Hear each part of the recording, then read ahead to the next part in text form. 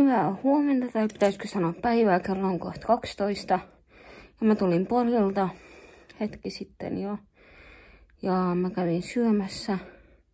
Oli jotain hernepastaa ja se oli tosi hyvää. Ja sitten mä kävin vielä kaupassa polin jälkeen ja ostin muun muassa tällaisen kivennäisveden. Ja joo, nyt mä ajattelin kohta mennä yhteisiin tuloihin kertoa päiväkirjaa.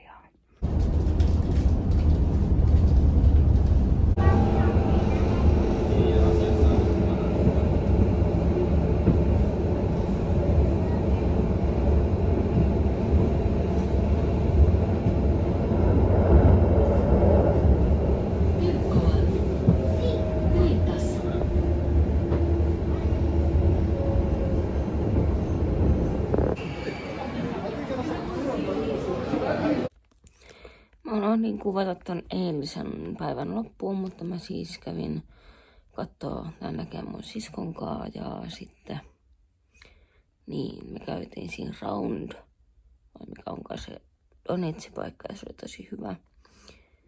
Ja joo, eipä tässä muuta, kiva kun olin mun eilisessä päivässä mukana ja nähdään taas, moikka!